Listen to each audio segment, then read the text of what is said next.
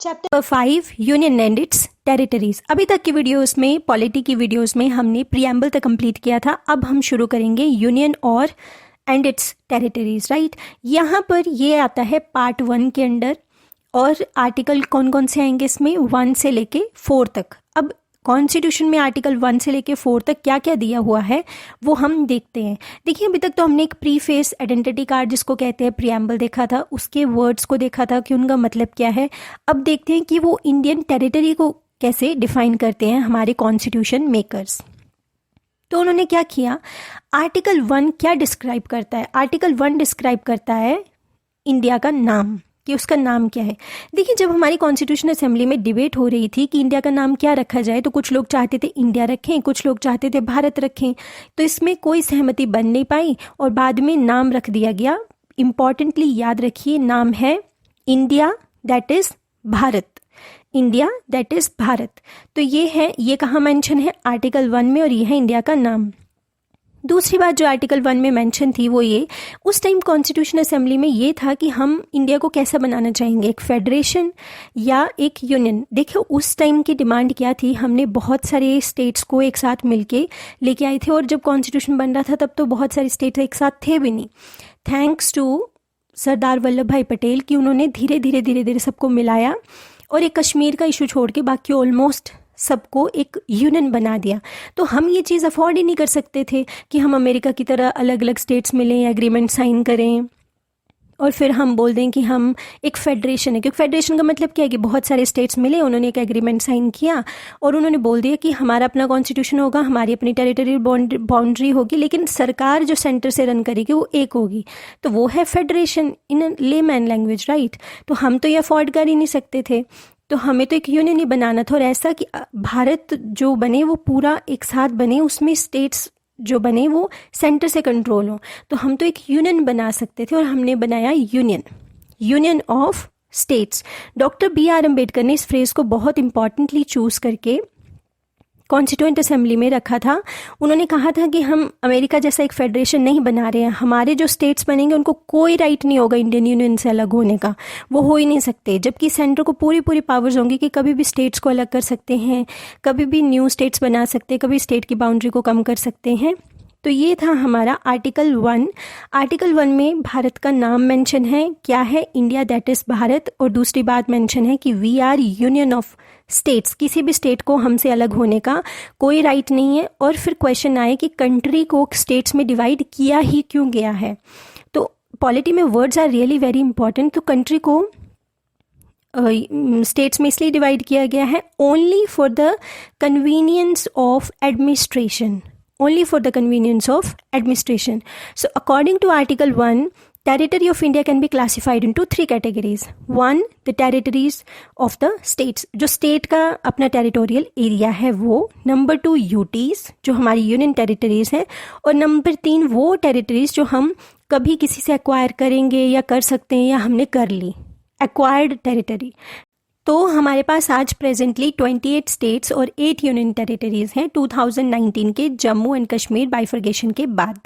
Right, तो हमारे पास 28 states और 8 यूनियन टेरिटरीज हैं प्रेजेंटली। तो अब ये सब मेंशन भी तो होंगे कहाँ कहाँ है, क्योंकि पूरा लिखना तो होता है ना कि कहाँ है। तो ये कहाँ मेंशन है? फर्स्ट शेड्यूल में, शेड्यूल वाली वीडियो में हमने देखा था।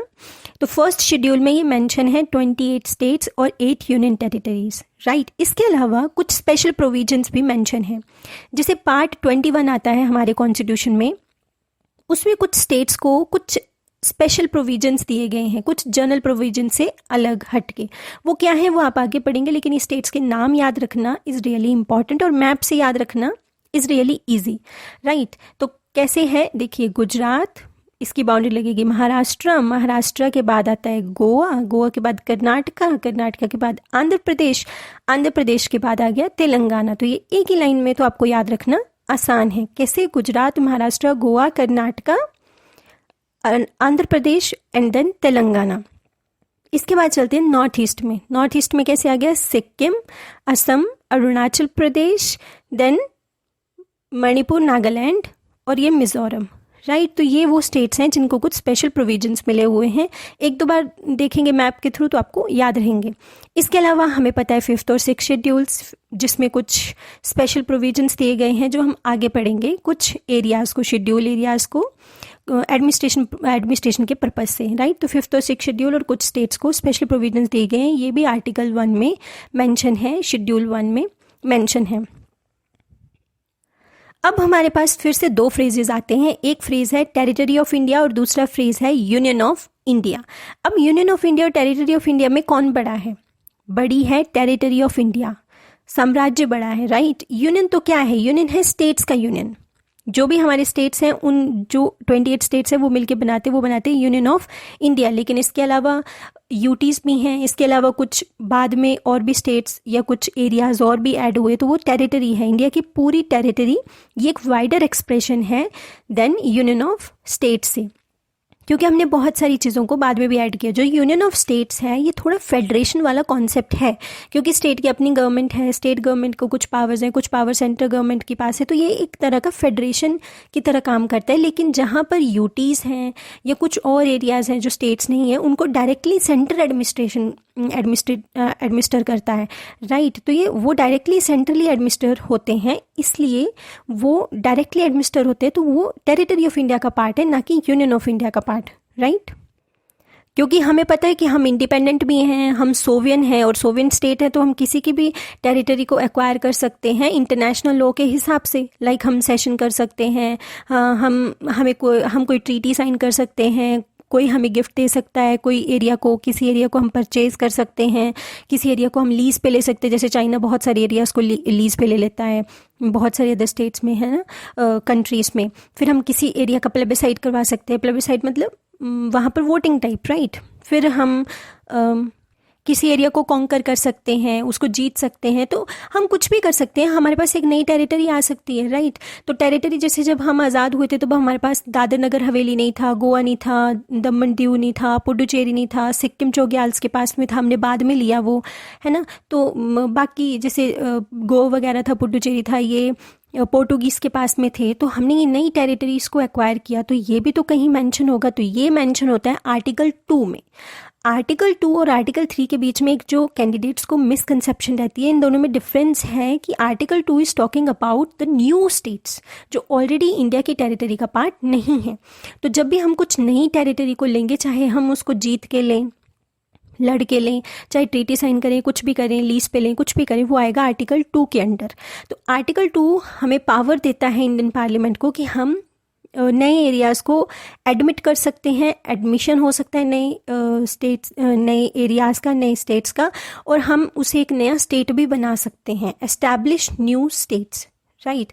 The power to admit the states और areas into the union of India, और हम न्यू स्टेट्स को एस्टैब्लिश भी कर सकते हैं, ये आता है आर्टिकल 2 के अंडर। तो इसमें यही इंपॉर्टेंट है कि आर्टिकल 2 रिलेट करता है उन एरियाज़ के साथ में जो ऑलरेडी इंडियन यूनियन का पार्ट नहीं है। दिस इज़ वेरी इंपॉर्टेंट कि जो नया एरिया आएगा उससे आर्टिकल 2 डील करता है। तो अब जो ऑलरेडी है उसमें अगर कुछ ऑल्टरेशन करनी है, किसी स्टेट का नाम बदलना है, किसी स्टेट का एरिया कम करना है, ज़्यादा करना है, नए स्टेट के एरिया को मिला के कुछ और नया स्टेट बनाना है, या किसी का एरिया कम करके दूसरे स्टेट में ऐड करना है, तो ये सब करना है तो फिर आप जाओ आर्टिकल 3 की तरफ। तो आर्टिकल 3 क्या बोलता है? तो आर्टिकल 3 इज अबाउट फॉर्मेशन और changes in the existing states of union of India, right. Readjustment जहाँ भी करनी है वहाँ पे आर्टिकल 3 आएगा। तो आर्टिकल 3 क्या कर सकता है?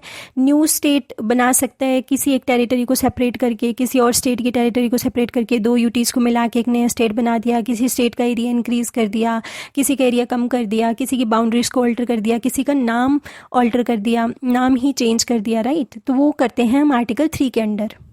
अब यहाँ से जो एक बहुत इंपॉर्टेंट क्वेश्चन आता है और आ भी सकता है स्टेटमेंट की फॉर्म में किसी भी एग्जाम में, वो ये कि ये आर्टिकल 3 के अंडर जो भी हो रहा है ये कैसे हो सकता है, इसका प्रोसेस क्या है। So the very important thing is that कि जो भी बिल आर्टिकल 3 के अंडर आप रिप्रेजेंट करोगे, वो रिप्रेजेंट करोगे, इंट्रोड्यूस करोगे, वो करोगे आप पार्लियामेंट में। सिर्फ पार्लियामेंट में जो भी बिल इंट्रोड्यूस होगा वो कैसे होगा? With a prior recommendation of president, and this is very important. With the prior recommendation of president. मतलब आपको किसी भी स्टेट का एरिया चेंज करना है, दो एरियाज़ को मिलाना है, कुछ भी करना है आर्टिकल 3 के अंडर, जो भी करना है, जो ऑलरेडी यूनियन ऑफ इंडिया का पार्ट है उनमें कुछ भी ऑल्टरेशन करनी है, तो वो जो बिल पेश होगा वो पार्लियामेंट में पेश होगा with the prior recommendation of president. और प्रेसिडेंट को भी क्या करना है, प्रेसिडेंट उस बिल को या वो जो भी है उसको रेफर करेंगे स्टेट लेजिस्लेचर को, जो स्टेट लेजिस्लेचर से वो कंसर्न है। फॉर एग्जांपल जैसे महाराष्ट्र और कर्नाटका के बीच में कुछ इश्यूज हैं कुछ एरियाज़ को लेके, तो अगर कल को कोई बिल पेश होता है पार्लियामेंट में तो वो प्रायर रिकमेंडेशन ऑफ प्रेसिडेंट से पेश होगा, प्रायर रिकमेंडेशन ऑफ प्रेसिडेंट ली जाएगी। उसके बाद वो क्या करेंगे, प्रेसिडेंट वो महाराष्ट्र और कर्नाटका जो कंसर्न स्टेट्स हैं उनको भेजेंगे, वो रिकमेंडेशन को रेफ़र करेंगे, फिर उनके व्यूज़ जो हैं वो लिए जाएंगे। अब इसमें एक कैच ये है कि कुछ विद इन टाइम में स्टेट्स को अपने व्यूज़ देने होते हैं।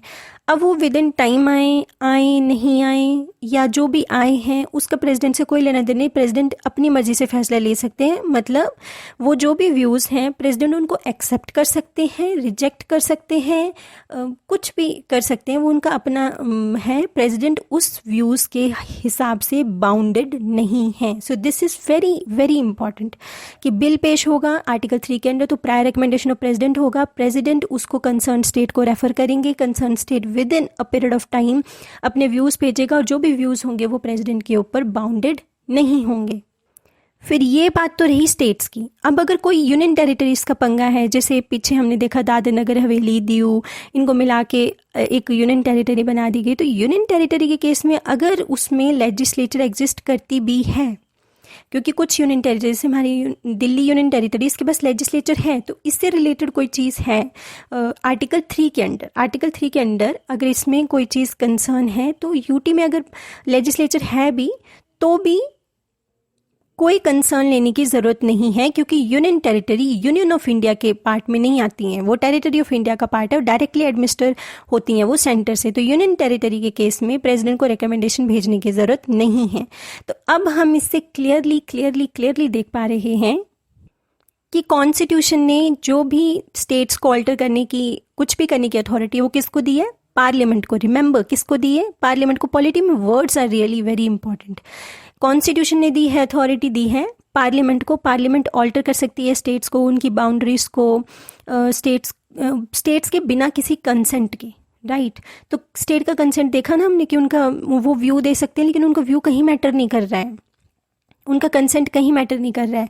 तो जब उनका कंसेंट मैटर नहीं कर रहा है और पार्लियामेंट अपने हिसाब से पॉलिटिकल मैप को रीड्रॉ कर सकती है, तो इसका मतलब क्या हुआ कि देश की जो टेरिटोरियल इंटीग्रिटी है वो कॉन्स्टिट्यूशन गारंटी नहीं करता है। मतलब एग्जिस्टिंग जो भी स्टेट्स हैं उनकी जो भी बाउंड्री है वो सेंटर या पार्लियामेंट किसी भी टाइम पे बिना किसी चीज़ के चेंज कर सकती है। तो यही है indestructible union of destructible states. So India is indestructible union of destructible states. Statement के फॉर्म में ये लाइन आ सकती है और ये वेरी इंपॉर्टेंट लाइन है कि टेरिटोरियल इंटीग्रिटी और continued existence of any state is not guaranteed by the constitution. Paper में नॉट को हटा दिया जाएगा तो ये स्टेटमेंट रॉन्ग हो जाएगी। तो टेरिटोरियल इंटीग्रिटी या जो भी स्टेट का प्रेजेंट एग्जिस्टेंस है उसको कॉन्स्टिट्यूशन गारंटी नहीं करता है, इसीलिए India indestructible union of destructible states है। जबकि यूएसए में ऐसा नहीं है। यूएसए में स्टेट्स का एग्रीमेंट है, स्टेट्स की बाउंड्री को सेंटर चेंज नहीं कर सकता है विदाउट उनकी परमिशन के। तो वो क्या है, वो है an indestructible union of indestructible states. लेकिन इंडिया है indestructible union of destructible states. I hope आपको समझा पा रही हूँ कि मैं क्या बोलना चाह रही हूँ, राइट। अब आगे देखते हैं। अब हमने आर्टिकल 2 पढ़ लिया, आर्टिकल 3 पढ़ लिया। आर्टिकल 2 में हम नए स्टेट्स को ऐड कर सकते हैं, उनको एस्टैब्लिश कर सकते हैं। आर्टिकल 3 में हमने एग्जिस्टिंग स्टेट्स को देखा। पर ये जो हम बिल पेश कर रहे हैं पार्लियामेंट में with the prior permission of president, अब ये जो बिल है ये क्या करेगा, ये क्या कॉन्स्टिट्यूशन में कुछ अमेंड करेगा क्या? This is very important question कि क्या इसके लिए अमेंडमेंट की ज़रूरत पड़ेगी, क्योंकि हमने पिछले एक वीडियो में हिंट देखा था कि अमेंडमेंट हमें आर्टिकल 368 के अंडर करनी पड़ती है, और ये बहुत इंपॉर्टेंट है पॉलिटी में। ये बहुत इंपॉर्टेंट है कि जो भी आप कर रहे हैं क्या वो अमेंडमेंट आर्टिकल 368 के अंडर आती है या सिंपल मेजोरिटी से होगा, क्या होगा। तो यही बता रहा है आर्टिकल नंबर 4।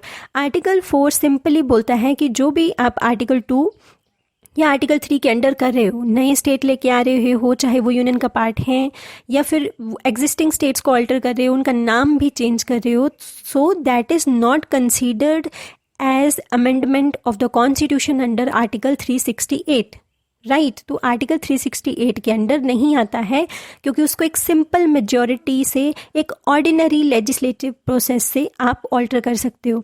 तो किसी का भी स्टेट का नाम चेंज करना है, कुछ भी करना है, वो आप सिंपली कर सकते हो, आर्टिकल 368 के अंडर नहीं आता है। This is also very very important. तो फिर आर्टिकल 2, 3, 4 के हिसाब से चीज़ें चल रही थी 1960 तक, क्योंकि अब आर्टिकल 4 क्या बोल रहा है, आर्टिकल 4 बोल रहे हैं कि आपको आर्टिकल 368 के अंडर अमेंडमेंट करने की ज़रूरत नहीं है। लेकिन ये तो सिर्फ इंडिया की बात हो रही है। 1960 में क्या होता है, इंडियन गवर्नमेंट ने डिसाइड किया कि बांग्लादेश जो उस टाइम पे ईस्ट पाकिस्तान था, उसके साथ कुछ टेरिटरी को एक्सचेंज करना या कुछ टेरिटरी को सीड करना था, राइट। तो वो यहाँ पे सीड का मतलब होता है कि अपनी टेरिटरी किसी और को देना, जैसे इंडिया एक्सचेंज करना, कुछ डिस्प्यूट है तो उस हिसाब से। तो उस टाइम पे इंडिया और बांग्लादेश के बीच में, जो तब ईस्ट पाकिस्तान था, उसके बीच में कुछ एग्रीमेंट हो रहा था। तो सुप्रीम कोर्ट बीच में आया, सुप्रीम कोर्ट ने बोला ऐसा नहीं हो सकता, क्योंकि आर्टिकल 4 जो बोल रहा है वो बोल रहा है कि आर्टिकल 368 के अंदर आपको अमेंडमेंट करने की ज़रूरत नहीं है। लेकिन वो तो इंडिया के लिए है ना, वो तो फॉरेन कंट्री का तो नाम ही नहीं लिया कहीं भी। जब किसी फॉरेन कंट्री के साथ कुछ भी हो रहा है तो वो तो एक सेंट्रल गवर्नमेंट का इशू है, वो तो एक नेशनल इशू है ना। तो नेशनल इशू के लिए तो आपको कॉन्स्टिट्यूशन में अमेंडमेंट करनी पड़ेगी। तो फिर 9th कॉन्स्टिट्यूशन अमेंडमेंट एक्ट आता है 1960, याद रखिए 9th कॉन्स्टिट्यूशन अमेंडमेंट एक्ट 1960, और कुछ जो टेरिटरी थी उसको ट्रांसफ़र किया गया जो उस टाइम पे पाकिस्तान था, राइट। तो ये वाला केस था। बाद में एक और इम्पॉर्टेंट चीज़ होती है, 1969 में सुप्रीम कोर्ट ने बोल दिया कि जो भी डिस्प्यूट्स है ना दो कंट्रीज़ के बीच में एरिया को लेके डिस्प्यूट्स हैं, उसके लिए कॉन्स्टिट्यूशन अमेंडमेंट करने की ज़रूरत नहीं है। वो एक एग्जीक्यूटिव एक्शन की ज़रूरत है, उसमें एग्जीक्यूटिव एक्शन करो। जैसे आज हम इंडिया और पाकिस्तान बीच के बैठ के बात करते हैं, या पीछे हमने डोकलाम में या लिपुलेख में बहुत सारे इश्यूज़ देखे इंडिया चाइना के बीच में, तो वहाँ पर एग्जीक्यूटिव बातचीत होती है, सेना के लेवल पे होगी, एग्जीक्यूटिवली होगी। तो ये कब हुआ था, 1969 में, कि जो भी कंट्रोवर्शियल टेरिटरी है और डिस्प्यूटेड टेरिटरी है दो नेशंस के बीच में, उसके लिए कॉन्स्टिट्यूशन अमेंडमेंट करने की ज़रूरत नहीं है, उसमें एक एग्जीक्यूटिव एक्शन रखो।